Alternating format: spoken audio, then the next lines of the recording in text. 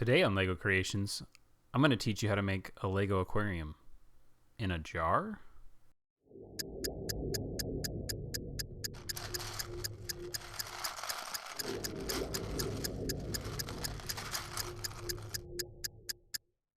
Hello! Welcome to the show. Seguta back here with another LEGO Creations video, and today I'm going to teach you the basics on three different types of a LEGO aquarium in a jar. First, we have the typical Aquarium Style. Next, we have the Minifig, and last, a coral reef.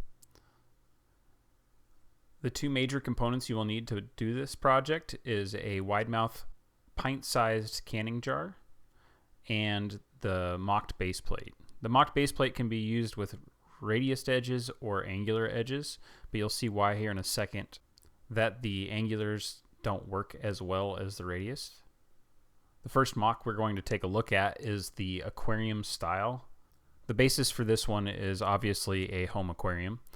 The key factor to that, in my opinion, is always the aquarium gravel. It was always peculiar to me that they would make neon gravel to put in an aquarium. The most unrealistic rock that you could think of. And then on top of that, I wanted to go with the standard like bubble chest or something like that to throw in there. The skeleton ended up making its way in there almost like it's floating on one of the chains. And of course, no aquarium would be complete without some sort of fish. Overall, I like the height of this one, and the depth is pretty good too. In order to get the real feel or appearance of an aquarium, you kind of have to have a lot of empty space. If you follow the guidelines when creating an aquarium at home, your ecosystem has to only have so many fish in it or so many plants in it, etc. And you tend to have this 25-30 gallon aquarium with very little actually going on inside of it. I think we accomplished that thought process here. Next up, we have the Minifig Mock, and this one was something that was pretty difficult to get the verticality or the height in. Ended up perching a minifig on some vines, almost like it was like sea kelp or something that was growing in. The idea here was that the diver was looking at this anchor or maybe some of the coral or other plants that are on the bottom, and a shark comes along and freaks him out. So he hurries through to try to get out of the way of the shark before he gets attacked. Overall, the concept worked out pretty well. The only thing I don't like about this idea is trying to get the face of the minifig visible at the same time as seeing the shark. Proved to be a pretty big challenge. Creating something that looked realistic or natural forced me to place the minifig facing away from the view. And last but not least, we have the coral reef design. This one is definitely my favorite.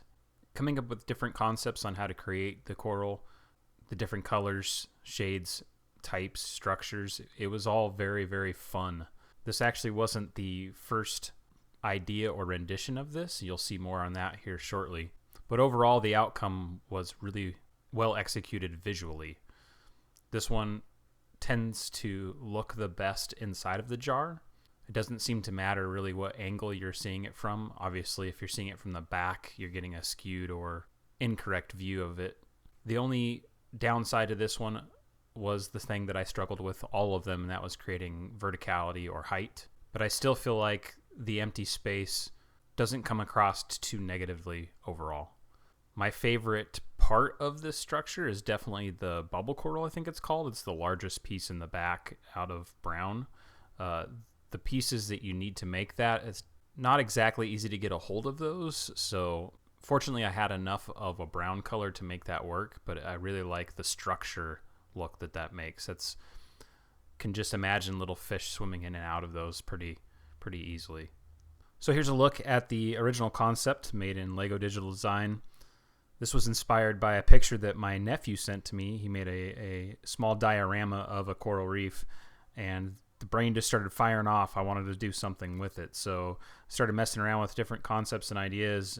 And for some reason, I had recently seen the canning jars in the closet and said, hey, I could do something with one of those. This is what came out of that concept.